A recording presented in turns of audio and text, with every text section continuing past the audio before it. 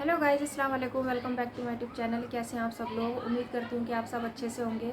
आज का जो हम बयान सुनेंगे वो बयान होगा मौलाना शकील अहमद बुलंदशहर जी का, और इस वीडियो का टाइटल है मौलाना साहब ने झूठे पीरों के बारे में क्या कहा, सुनो। तो चलिए जल्दी से वीडियो को स्टार्ट करते हैं, वीडियो देखते हैं। और इनका वीडियो पहली बार मैं लेकर आई हूँ, देख के पता लगेगा कि इनका वीडियो कैसे है और इनके बयान में क्या है। चलिए जल्दी से वीडियो को स्टार्ट कर लेते हैं। अभी तक मेरे चैनल पे नए हैं, सब्सक्राइब नहीं किया है तो प्लीज़ जल्दी से मेरे चैनल को सब्सक्राइब कर लीजिए। ये मैं इसलिए कर रहा हूं कि सवाल और जवाब से बात आसानी से समझ में आ जाती है। मेरे भाइयों, तो मैं सवाल कर रहा हूं कि जब इस दुनिया में कोई इंसान ही नहीं था तो अल्लाह ने पहला इंसान ही नबी क्यों बनाया? बताओ बताओ। पहला इंसान ही नबी, हजरत आदम पहले इंसान है और वही नबी है। इमामत के लिए भी कोई मुक्तदी भी कोई नहीं है, राही भी कोई नहीं है। पहला इंसानी नबी बनाया अल्लाह ने। ये इस बात का इशारा और संकेत है कि दुनिया में आने वाली नस्लों मैंने पहला इंसानी नबी इसलिए बना दिया है कि नबी की तालीम के बगैर कोई कामयाब हो ही नहीं सकता। नबी की तालीम के बगैर मेरी बनाई हुई जन्नत में कोई जा ही नहीं सकता। सुभान अल्लाह, बेशक। बहुत अच्छे बाबा, बहुत अच्छे, बहुत अच्छे। जिंदाबाद। किरदार लेके चलो बाबा, तो कामयाबी मिलेगी। सुभान अल्लाह, जिंदाबाद देखो जिंदाबाद। ना इन करबला वालों को, नबी का किरदार था तो 22,000 से 72 टकरा गए। 22,000 से 72 टकरा गए। कोई ऐसी मिसाल मिलती है? भाई और भूखे प्यासे टकरा गए। ये नबी का किरदार था। वो टकरा गए और तुम रो रहे हो, सीना फूट रहा है, हंगामा मचा रहा है ना? अच्छा, एक रास्ता और कि हजरत इमाम हुसैन तो 22,000 के मुकाबले में थे, 3 दिन से भूखे प्यासे भी थे, सीना तान के खड़े थे, तावीज लिख लेते। क्या बात है बाबा। तावीज लिख के घोल के पिला देते घर वालों को। कहीं तारीख में मिलता है कि हजरत इमाम हुसैन ने तावीज करके पिलाया? तावीजों का युग भी आ गया। ये दुकानें खोल के बैठ गए पाखंडी, बेगुसले, बेनमाजी, अय्यार, मक्कार। अरे ये तावीजों वाला मजहब नहीं है, ये तो गुलामी मुस्तफा वाला मजहब है। ये तो 5 वक्ता नमाजों वाला मजहब है। ये तो मुस्तफा जाने रहमत की सच्ची दीवानगी वाला मजहब है। सुभान अल्लाह, बेशक।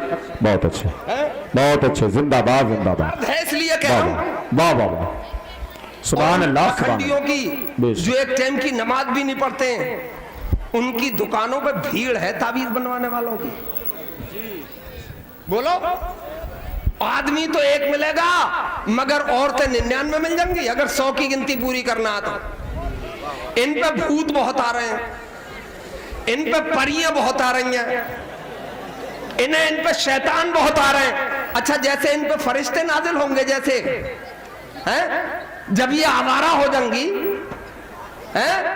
जब ये बगैर नकेल के ऊंटनी हो जाएंगी, तो इन पे बोलो भूत आएंगे या इन पे रहमत के फरिश्ते नाजिल होंगे? कनीज़े फातिमा बन जाओ, कसम खुदा की तुम्हारे ऊपर भी रहमत के फरिश्ते नाजिल। सुभान अल्लाह, बेशक। बहुत अच्छे बाबा, बहुत अच्छे।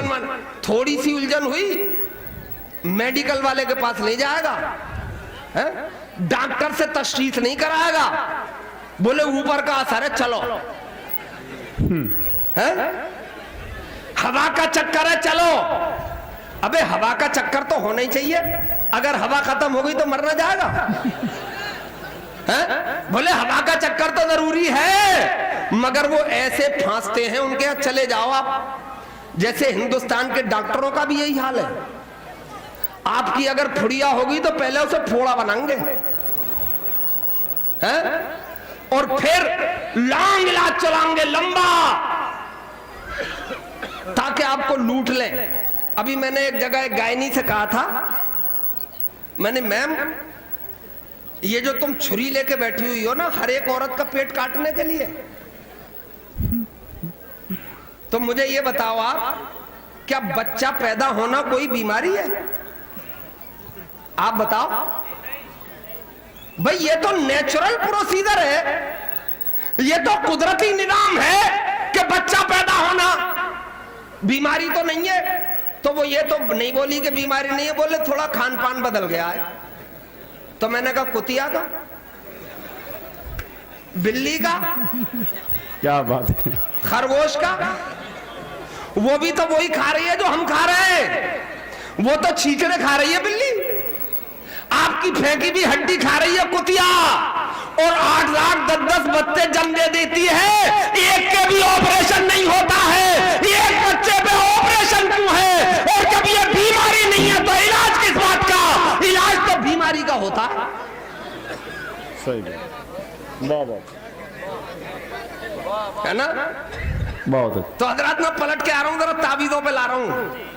वैसे ताबीजों का घोर विरोधी नहीं हूं, काम तो होता है ताबीजों से, मगर किसी अल्लाह वाले के हाथ से लिखा जाए, बेशक, सुभान, किसी मुस्तफा के दीवाने के हाथ से लिखा जाए, बेशक, किसी आलिम दीन के हाथ से लिखा जाए जी, तो फायदा होता है। बेनमाजी के ताबीज से कोई फायदा नहीं होगा। आप चले जाओ, कम से कम बताएगा कि तुम्हारे घर पे जादू है, इससे कम बताएगा क्या?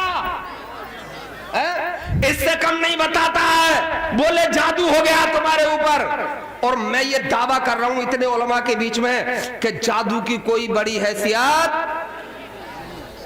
सब मिलके बोलो, नहीं है। लॉजिक पेश करूंगा, जादू की कोई बड़ी हैसियत नहीं है। जादू से कोई मर नहीं सकता। अगर मार नहीं है तो 303 की गोली दागना पड़ेगी, वो भी सीने पे। और LG का कारतूस अगर 12 बोर से मारना तो LG का मारना पड़ेगा, वो भी 1 नंबर वाला। मारना तो जहर खिलाना पड़ेगा तभी मरेगा।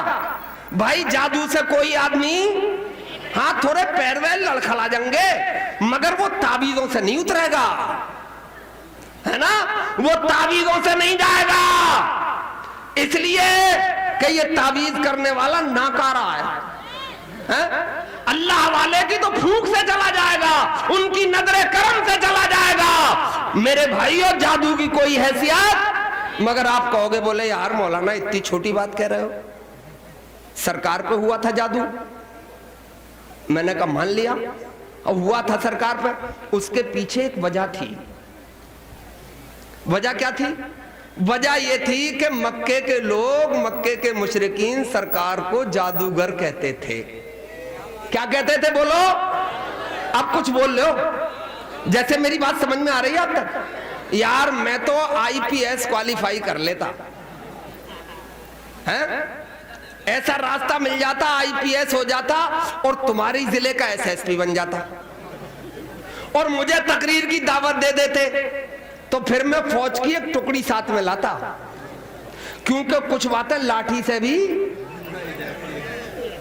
बगैर लाठी के समझ में नहीं आती हैं। मगर तुम तो प्यार वाले लोग हो, तुम तो बातों को समझने वाले लोग हो, तुम्हारी समझ में तो आना चाहिए।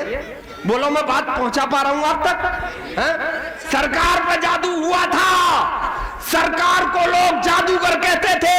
अल्लाह ने अपने महबूब पे जादू का असर इसलिए होने दिया ताकि कोई बाद में महबूब को जादूगर ना कह सके। पूरी तारीफ पढ़ लेना, उसके बाद सरकार को किसी ने जादूगर नहीं कहा, बल्कि ये कहा कि अगर मोहम्मद जादूगर होते तो इन पे जादू का असर होता नहीं होता। बाबा सुभान अल्लाह, बहुत अच्छे बाबा। अच्छा, फिर सरकार किसी नुजूमी के पास गए? नहीं। किसी तंत्र मंत्र पढ़ने वाले के पास गए? अल्लाह ने उसी कलाम में, जिसे कुरान कहते हैं, दो सूरतें नाज़िल कर दी, सूरे फलक और सूरे नास। इनकी तिलावत कर लो, पढ़े से पढ़ा, जादू काफूर हो जाएगा। तुमसे भी विनती है, मेरी माँ, तुमसे भी गुजारिश है, अगर ऐसा असर महसूस करो तो फजर की नमाज के बाद कुरान की तिलावत कर लिया करो, जादू मैदान छोड़ के भाग जाए। सुभान अल्लाह, बेशक, सुभान अल्लाह, बाबा बहुत अच्छे, जिंदाबाद जिंदाबाद। सुभान अल्लाह। अब मैं तुम्हें एक मिसाल दे रहा हूं। एक अल्लाह के नबी गुजरे हैं, नबी भी थे और रसूल भी। नाम था हजरत मूसा अलैहिस्सलाम। सब मिलके बताओ क्या नाम था? उन्हें मूसा कलीमुल्लाह भी कहा जाता है। मिस्र में थे, उनका मुकाबला फिरौन से था। ना ना ना, फिरौन का मुकाबला था उनसे।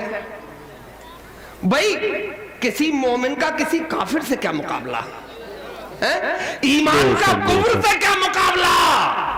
बोलो, अगर मुकाबले में आता है तो इसी अजमेर में चट्टी के जरिए आसमानों से पिटवा के जमीन पे लाके डाला जाता है। वाह वाह, सुभान अल्लाह, सुभान अल्लाह। है ना? तो कुफ्र का ईमान से कोई मुकाबला नहीं है। अब जितने भी फिरौन दाव मार रहा था, मूसा अलैहिस्सलाम उस दाव को एक दिन परेशान हो गया। एक दिन हो गया बड़ा बेचैन। हाँ भैया, वो बच्चे हैं यार, इन्हें क्या देख रहे हो? तुम्हारे ही यहाँ के हैं भैया, सुबह को देख लियो इन्हें, सुबह को देख लेना इन्हें। बहुत कर रहे बच्चे, मुक्केबाजी हो रही है। अच्छा, जैसे होना भी चाहिए थोड़ी मुक्केबाजी, थोड़ी थोड़ी मुक्केबाजी बच्चे करें तो रोका मत करो, है ना? मैंने ये देखा है कि बच्चों के, लड़कों के खेल अलग होते हैं और लड़कियों के खेल अलग होते हैं। लड़कियां गुड़िया गुड्डों की चोंचें लड़ा के, बोलो, खेलती हैं और लड़के मुक्केबाजी करके खेलते हैं, है ना?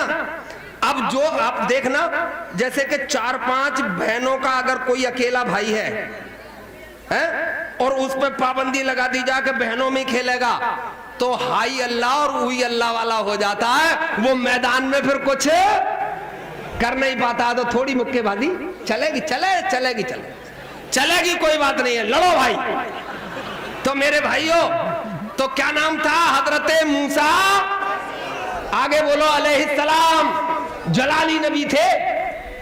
फिरौन अब उसके हर दाव कट रहे थे। तो फिरौन एक दिन बड़ा सोच में था, बोले मैं इतना बड़ा बादशाह हूं और फिरौन किसी दाव में आ ही नहीं रहा है, करें क्या? हामान से मशवरा किया, वजीर था हामान, उससे मशवरा किया। बोले साहब, आप ही तो कहते हो कि फिरौन जादूगर है। बोले यार है तो जादूगर। तो बोले फिर आपके दाव कैसे उस पर कामयाब हो जाएंगे? बोले फिर कैसे इससे जीता जाए? बोले जादूगर का जादूगरों से मुकाबला कराओ। बोले ठीक है। 1000 तकरीबन जादूगर फिरौन ने बुलाए और कहा कि देखो भाई, बहुत बड़े जादूगर से मुकाबला करना है। मौलाना शकील अहमद बुलंदशहरी जी का ये बयान काफ़ी अच्छा था और काफ़ी अच्छी बातें बताई इन्होंने, और इनका बयान मैंने पहली बार सुना है और बहुत अच्छा था। इंसान को सिर्फ अल्लाह पे और अपने नबी पे भरोसा रखना चाहिए और किसी चीज़ पर नहीं, और ऐसा सब कुछ नहीं होता है। तो ये बहुत ही ज़्यादा अच्छा था। और अगर आपको मेरी वीडियो पसंद आई हो तो प्लीज़ मेरे चैनल को सब्सक्राइब करें, मेरी वीडियो को यहाँ तक ज़रूर देखें। चलिए फिर मिलते हैं अगली वीडियो में, तब तक के लिए अल्लाह हाफिज़।